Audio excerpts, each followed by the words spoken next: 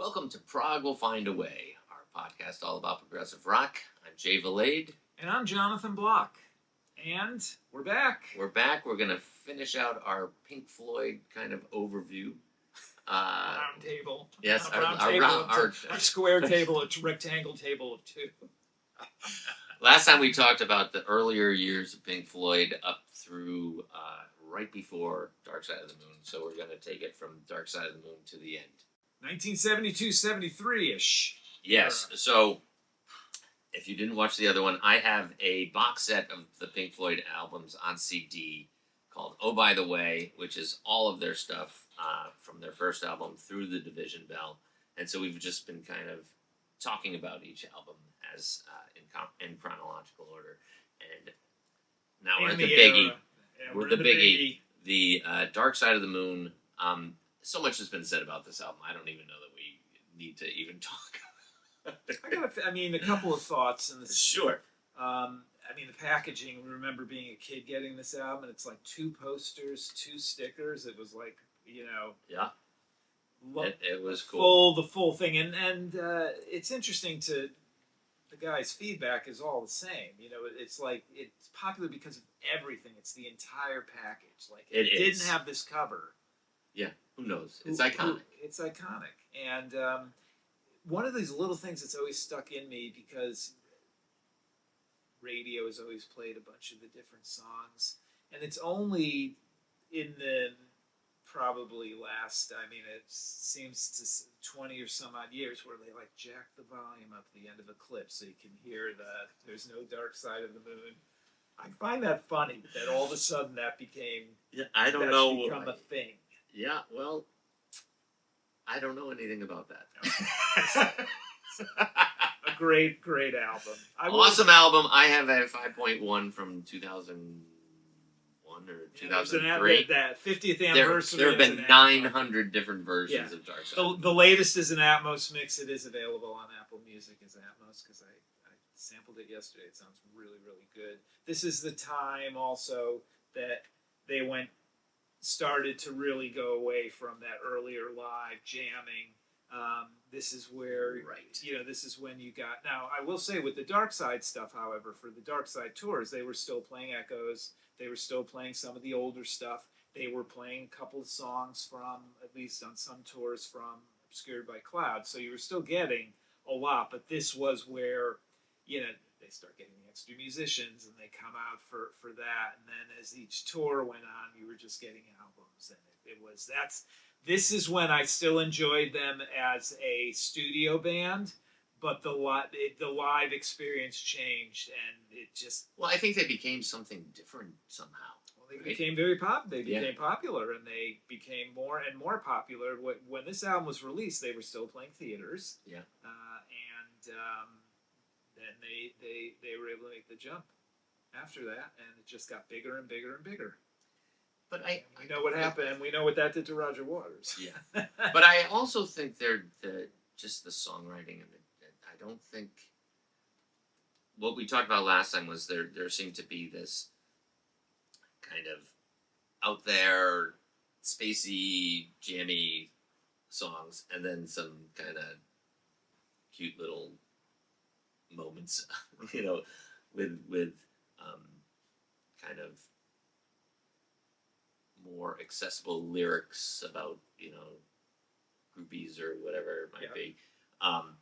Whereas then it just turns into the concept album sort of stuff, and it seems like it just takes off from there, that they don't ever look back to having the nice little hummable song anymore, and it's all about the big picture. Right, and that I think they talk about that in interviews, where that's where Roger starts to become more dominant as the ideas guy, and this is the life of everyday humans, right? And then you get into the isolation and loneliness, and then it just goes from there. But as we said in the last episode, we weren't even talking about Dark Side, but they almost went to a high level, but got really, really to the core with lyrically that talked to everybody, right? It's concepts, no matter where you place time, it's universal human things. but communicated in a way that and wrapped around with some really damn good music. Yeah. So this came out in '73. Yeah, it says recorded June '72 through January. Yeah, 73. it came out early '73, but they're touring it already. The whole album in '72. Yeah. And then we find this. So musically, as music industry, we're now in a woodshed time. So up to this point, to the mid '70s, every single band is releasing albums every single year, and they're touring constantly. Yeah. And all of a sudden, Pink Floyd's not doing that. Well, after Dark Side, they toured Dark Side, and They then toured Dark Side. It wasn't. Were they no, still no, touring? It wasn't. Or it was. They... They took a break and they start. So they're touring through '74, and then they're also starting to as they're touring Dark Side. Roger Waters is writing Shine On. Shine On's being written by not just him. Yeah. But he's writing Raving and Drooling and You Gotta Be Crazy. So what became Dogs and Sheep on Animals. Okay. And so they're still touring, but then they're taking time off. They're in the studio. They've recorded those songs, and they Shine On is recorded as one long thing, and they're like, it's not working. And then Roger writes Have a Cigar, and then they split up Wish You Were Here with Have a Cigar, and they're playing all these songs live. So now they're splitting up Shine On live with Have a Cigar. And then the touring ends, and then I think they write Wish You Were Here, they split it up, and then they do all the recording. So then nothing's happening, right? So 75, you get some shows, and this album. And you get the album, right? And then that's it. I think they had already toured up to when the album, I don't recall them really touring after the album, or maybe they did some shows, but it was a lot of touring before the album. Because they're not touring in '76. Okay. This album is coming out, does it say on there when it was? Because I think it was recorded so I think it's coming out later in '75. So I could be wrong, and this is actually a good time to consult the Journey Through Time and Space with Pink Floyd. So... As you look that up, so we're just looking at the packaging for this was a good one too. Though. Right, came in the black plastic bag with the sticker on it, and then inside with the Burning Man, and then the record. So I don't know why I'm doing this. So they're playing live shows all the way till the end of December 14th. Okay, and then they start of '74, and then they're recording. Then they start January, February, March, April. Is Wish You Were Here. So Wish You Were Here is not out, and they're already doing the Wish You Were Here World Tour starting in April. So they're playing Raving and Drooling, You Gotta Be Crazy, Shine On 1 through 5, Have a Cigar, Shine On 6 through 9, the entire Dark Side of the Moon, and Echoes as an encore with extra musicians. May, more recording. June, more recording. July, more recording. Wish You Were Here comes out in September. So that's it. There's no touring. There's no Wish You Were Here touring. So the album comes out and there's nothing. '76, nothing.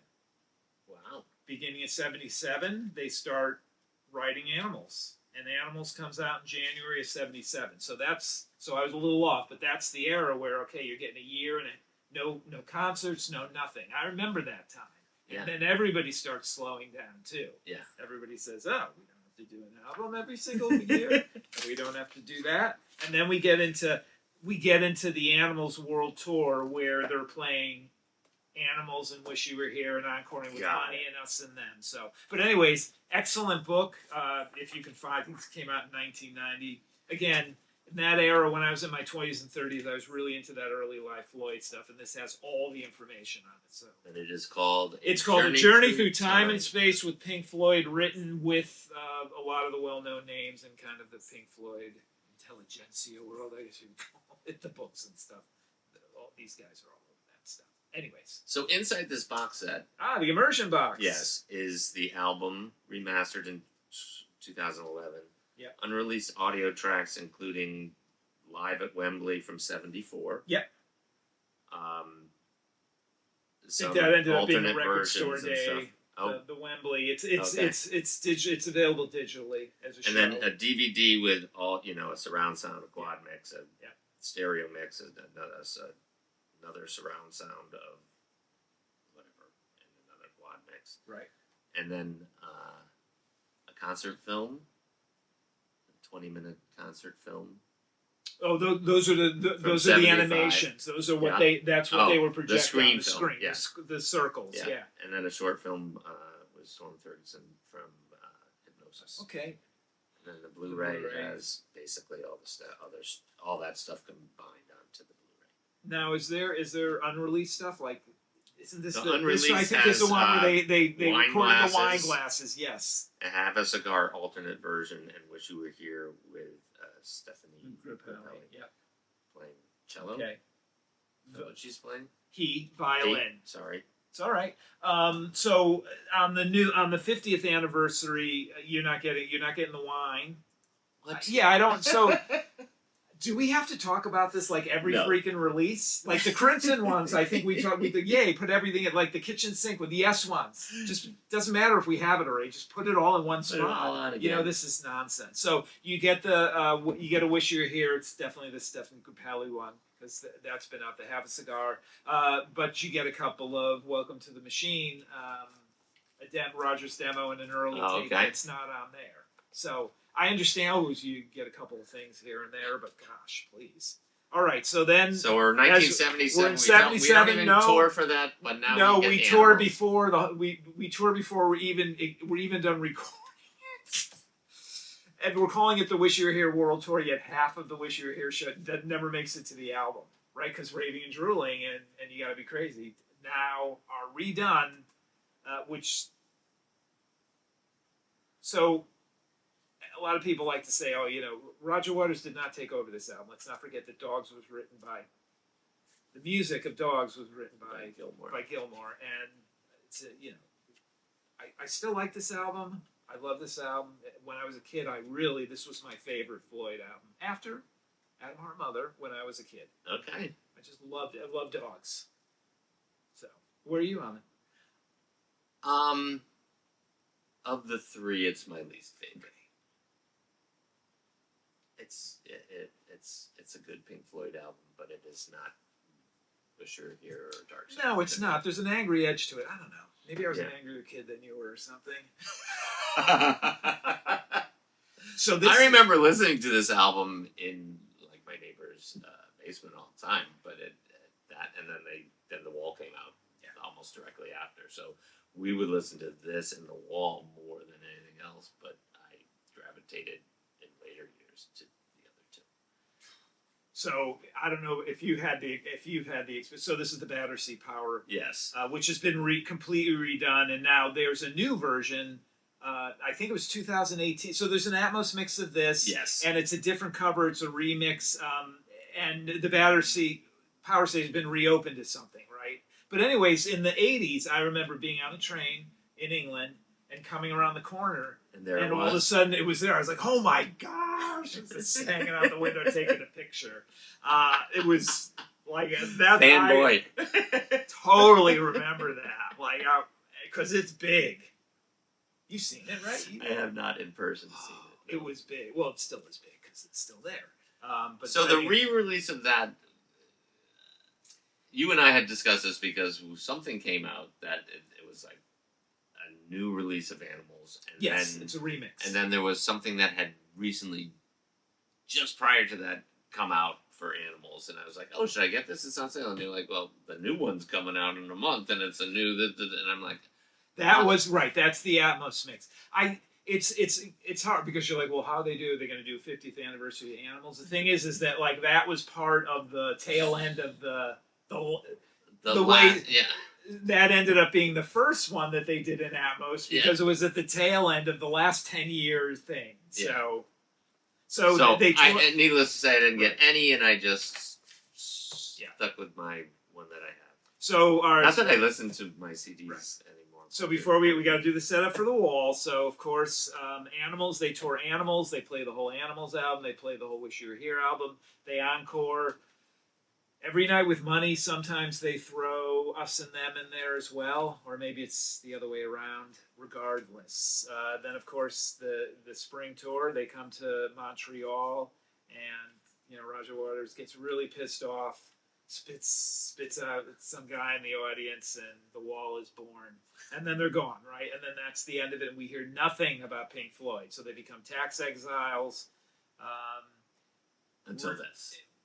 Right. Well, we get the David Gilmour solo album, and also let's not forget during all this time since 1972, David Gilmour had gotten the demo of Kate Bush's music in '72, and he's slowly working in the background on that, as well as Quiver and the Sutherland Brothers and all this other stuff he's got his hands in. But Kate Bush was his from '72. I never realized it was that early. But when did Rick Wright's solo? Then Rick Wright's album comes out. That came out, I think, in early '78. Okay. Or it came out before The Wall. Excellent, very Floydy album. I liked Gilmour's album too, but Gilmour's album I believe came out first. I think they've both been released as Atmos, and actually the Rick Wright one, Wet Dream, is actually Atmos on Apple Music. So, okay. But I don't think it's one of those situations where I don't think that the Gilmour one is, even though they were both released at the same time. But regardless, so famously, sometime in '78, Waters comes to Floyd and says, "I got these two things," and he's recorded. They're on YouTube. If you got the immersion box, you got some of it. A lot of it's on YouTube. The Roger Waters demos for The Wall and Pros and Cons of Hitchhiking. Okay. Oh, and he offers them. Them either or, and they choose The Wall, but it's pretty rough. And there's no Gilmour stuff. There's no Run Like Hell. There's no Comfortably Numb. There's no Hey You, I think. No, maybe there was Hey You. Definitely not Run Like Hell and Comfortably Numb. So they work on that, and it, becomes more and more difficult for people, apparently. I'm not going to go into all the stuff, but Roger White ends up leaving as an official member, stays on as a salaried person for the tour, and then they do the tour for the album. Let's stop there, okay? So, and then the album comes out. Yeah. What you go first? Do you remember the album coming out? Yeah. Do you remember? Okay. I remember the album coming out and listening to this again, and my friend, I didn't own it, my friends did, and just listening to it through like over and over every day whenever we went over there, and there was stuff on it that I really liked and stuff on it that I didn't love. So I think again it's the double album conundrum of is it too much? Yeah, it's again, like it's sacrilege, but it's You think that's sacrilege? I think no, but there are some songs on here that are great, and I don't know. You remember the single was all over the radio. Another Brick in the Wall constantly. It was, 1980, right? This was 79, 80, right? It was all over the place all the time. Pink Floyd was back in a big way with this album, and they basically, I think that they mastered the mystique of a band in the press and in the public eye somehow, that everyone was just ferocious for any information and any music from them. So disappearing for a couple of years and then coming back with a new double album that was just like, oh my gosh. Yeah. And on a collective level, that helped them, right? Oh, it did. On an individual level, not so. Says right. Roger Waters. But I don't know if it was on purpose or whatever, but this was back in the day where you didn't have the internet. You didn't have all this outlets. Everyone was just waiting. Yeah. And there was always this promise that something was going to happen, and then when it did, it busted open for them, and it became gigantic. Right. You couldn't not hear another Brick in the Wall. Yeah. So I remember when it came, a friend of mine bought it the day it came out. We put it on. At the beginning, I was like, "Ooh, it's kind of cool," and then it never connected with me at all. The whole story, the message, the lyrics, it was like, I remember thinking at the time, I was like, it was Roger Waters' Overload. I remember turning to my friend and saying, this is like getting an entire album of Corporal Clegg. You know, like no, one of the things I liked about Floyd, and again at the time, The Animals was one of my favorite albums, and this was a huge disappointment. Yeah, there were some songs, but overall, I'm like, seriously? And the whole trial, and I just, and then a friend of mine got tickets to see them at at the one. So the album comes out, it's huge, and then they tour for 2 weeks or something, right? They tour. No, that's facetious. They do London, they do Nassau Coliseum, and they do L.A. So I actually saw one of the Nassau Coliseum shows, and it didn't make me like the album anymore. The live show was cool. It was great. It was supremely disappointing to have a lot more musicians on stage, and like I said, the whole thing, and then the show, then the wall. It was they built the wall up. It was very cool, Yeah. and then they break the wall at the end, and we're all sitting there, and then the lights come on, and the show's over. There was nothing. It was just the wall. It was a performance. It was a performance. There was no no money, no nothing. So I didn't care about that, but I remember being like, that was cool, but I don't like it. I don't like this. So This is odd. This is an anomaly, but I've got side 3 lyrics on both sides and no side 4. That is.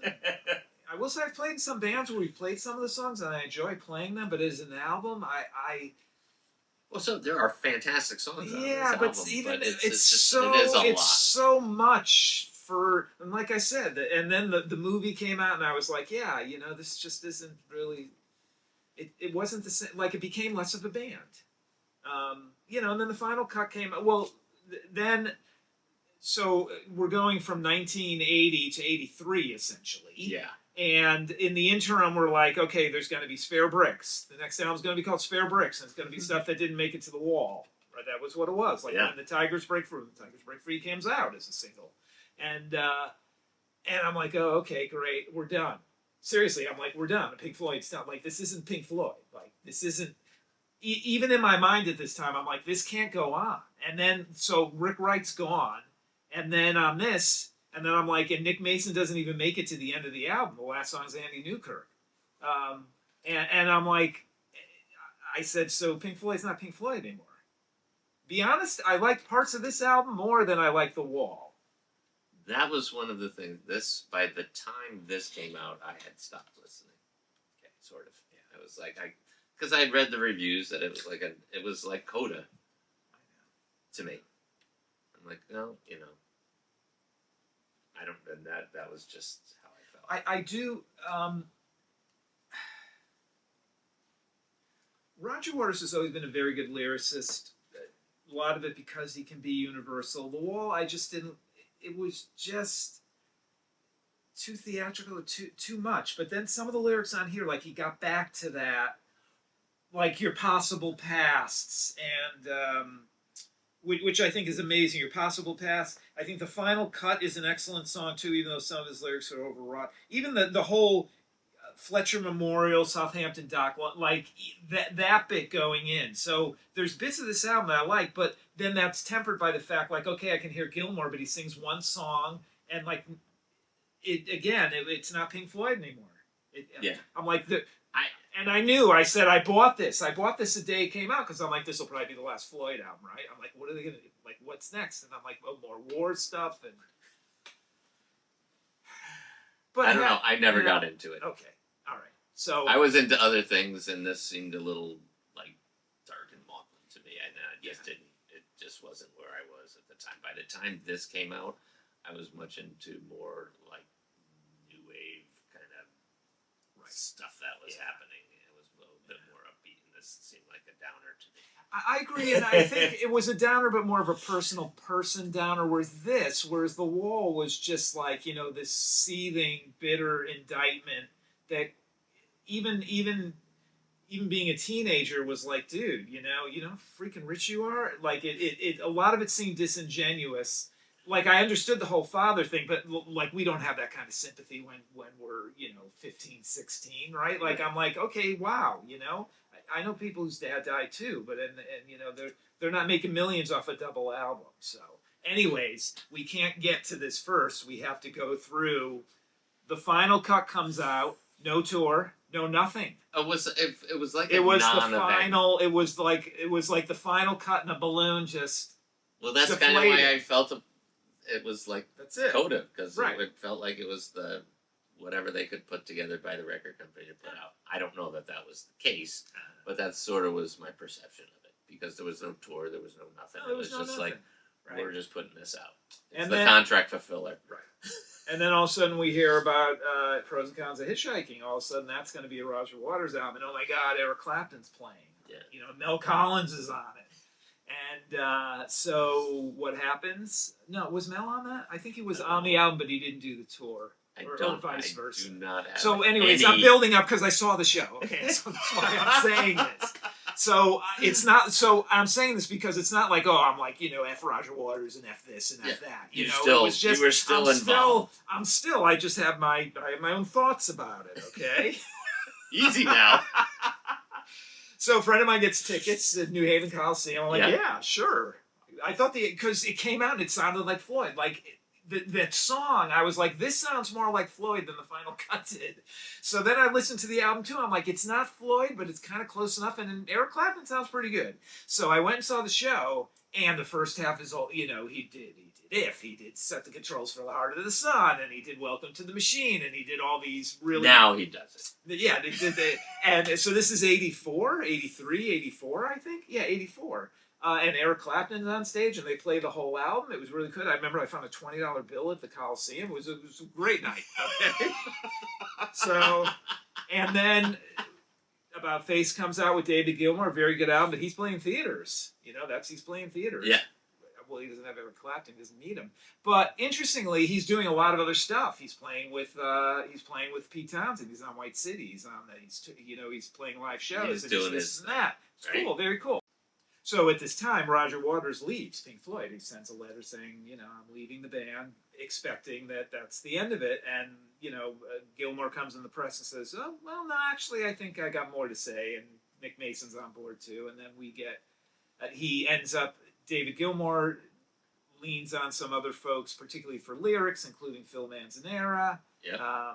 They make the album. Rick Wright is not part of the scene really at this point. He does play a little on the album, but the album is mostly Nick. It's mostly Dave, and a bunch of other folks. And it comes out and does extremely well. It does extremely and well. Roger Waters is not happy and gets into the press about, it's a fair forgery and all this other stuff. But Floyd is playing larger and larger places while Roger is still playing arenas, but things are getting smaller as albums aren't selling as well, and this goes And on Floyd and on. becomes gigantic. Floyd becomes gigantic again. They're playing gigantic places. People have complained about the mix and the drums on this. It was re-released a few years ago in a remix with some different instrumentation, including a little more Rick. Sounds really good now. They're both available digitally, and as I love to say so many times, it's an Atmos mix on Apple Music. So I feel like I'm a salesperson for Atmos Music for Apple Music, but I do find it fascinating that you can get so many of these Atmos mixes. It's great. And then a few, they do their mega tours. Yeah, I saw them at Foxborough. Okay. In the stadium. Yeah, and then we get Thunder. Delicate Sound of Thunder, the live album. Yes. Which has also since been released in an expanded version. And video at the time as well. And I believe it's on DVD or Blu-ray. And then they come back. Rick Wright is now a full member. They're writing a little more closely, so it's more of a band. You get a lot more of Rick Wright's sound and imprint on the Division Bell. Yeah. I like both of these albums. Yeah, they're good. They're good in their own way. Yeah. So. And as a Pink Floyd listener, but not gigantic. Right. Gigantic fan. The whole final cut then moved to Momentary Lapse and then Division Bell. I definitely like these two albums much more than I like the final cut. Yeah. And on Division, and it's still Floydy, right. but I think it's an '80s version of Floyd, but not Right. like an '80s version of Genesis versus a '70s version of Genesis. It just seems like it's moved a little more. They're still doing weird soundscapey things and sound effects and all that kind of stuff, but I enjoyed those albums. And famously, at the beginning of the Momentary Lapse of Reason tour, at least for a handful of first shows, they opened up with Echoes, so they did start doing Echoes. David Gilmour brought it back for I think it was the On an Island tour with Rick Wright, and they did it then, and he said he wouldn't play it again because Rick was a major part of that piece, so he won't play it anymore. And then, of course, Pulse came out. Which with the blinking light, Jay of course has it. Light's not working right now. Probably would if we replace the battery, which you can actually. You can, I know. Pull it you out. told me I did, but I did not replace it because I left it in there for so long it corroded, and then I was like, well, I don't want to put another one in there because you have to get it out.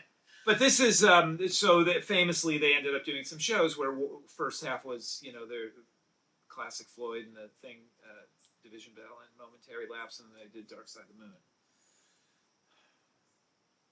Yeah, and this was a video too. There's a video out at the time. I think I don't know. It was an interesting era there. Again, we've talked about this with as much as I like early Pink Floyd. I don't listen to the later Floyd as live. It's more studio. Yeah. And then after this, they that was kind of it. Unfortunately, Rick Wright passed away. They went through a bunch of the old tapes of jams. In preparation for Division Bell, and ended up putting out Endless River. Jay, you got that up there too. I do. Now that the catalog's been sold, Gilmour has been out there saying, you know what, we shouldn't have done it. He goes, I regret doing it. He goes, it was. I have the same feelings of this that I do about the final cut. Okay. He goes, I listened to it a couple times. Pressured and I by was the record label. He goes, I wouldn't have done it again. Yeah, it's like. What is it?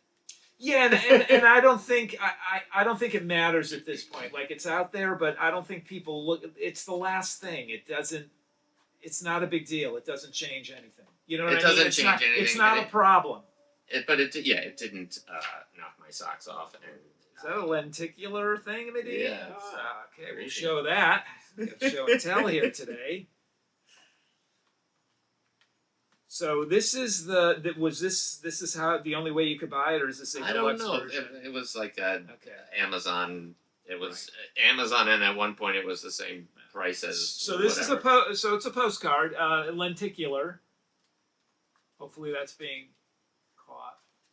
Or you're just seeing. You got you had two CDs or a CD and a DVD or whatever it was. Right, because there's some of the barn tapes. That's what they call them. But. It didn't just really... more postcards. The looks more like an Easter Island Division Bell type thing, and you get David Nick hanging out saying, Nick's like, so I don't have to do anything. Like you just put together stuff from tapes I got. Yeah, go for it. Right. It seemed that it was a little. Maybe he did. I don't know if they did anything new, but that's kind of what it was. Who knows? It felt like it was a clean up the attic and let's put this stuff out. Yeah, and I remember feeling at the time. Case, I remember feeling at the time like it's not going to make a big impression, so it's not going to hurt the catalog, kind of thing. Like it's just going to sit there on the tail end, and that's that. Yeah, it's kind of, and even the cover makes it look like it's going off into the sunset. Infinity. Yeah. Now, what you got more stuff in the end there? What came with this thing, or is this? Oh, with the box set. Yeah, it was 2 coasters. So these are big coasters, by the way. Okay, you can have your freaking tankard. They're tankard coasters. Poster Poster with all the. Oh right, the albums covers. Like albums. And pictures of all the stuff. Right. So you do have your relics. Nice You've got your. Right, you have relics. Collection of great dance songs. Yeah. No works though, because I think that's a different album, different label. Got it. Oh yeah, you got Shine On. So you got some Wish You Were Here postcard, Pompeii. Is there anybody out there? By the way, this I've read people who said this has disappeared off digital. What was that? That was the live show, and I'm sitting here talking like, sorry if that didn't get picked up. That's the live wall show. I think it was one of the LA shows. Okay. Again, it's not something I paid attention to, but I remember reading somewhere people were talking about how it disappeared digitally, and then all of a sudden people were like, well, maybe it's coming out as an Atmos mix. Maybe they're finally doing a wall, this, and that, because part of the settlement between Floyd and Waters when he sued them was that he gets the pig and he gets the wall. So, which is why he did he doesn't have to pay them royalties on the music, the songs, but not as a concept like Pink. The four of us own the wall concept, so you need to pay it. That somehow he got that. So he got the pig. He gets to use the pig, and there's a bunch of other stuff. So, but anyways. So it's a long, endless river. Well, and it doesn't stop because we're in the 50th years now, Yes. and then we'll go back and it'll be 60 real soon, and 70 and 75. It's a giant. We'll do another podcast on the 75th anniversary of Adam Hart Mother. All right. So, ending notes on that. It's an incredible catalog. The whole thing, an incredible story. And as we said at the beginning, they're kind of their own thing. We could have told a million other stories. Yeah, they're their own thing. They did their own approach to music, and it became prog, and it became So much space in and space. jammy and the whole Electronic, thing, everything. all those sort of things. So I don't think that you can just put them on the prog. Hugely and influential. hugely influential, but also iconic as one of the biggest bands ever. And a good example of they were able to become popular and stay popular without what you were talking about before of the individuals being out front. You didn't know if you knew the band, but people hear Money all the time, and they're not saying, "Oh yeah, it's Roger Waters on bass or David Gilmour." It's not like today, or even those days, where there's always everybody's clamoring for the spotlight. Yeah, they were a pretty faceless band from a which again ended up making a lot of work for Waters later. Because he felt like he had, people think this is Pink Floyd, and he didn't believe it was Pink Floyd. Yeah. So, but that's for another day. Great band. Yeah, awesome. Prog will find a way. If you wanted to.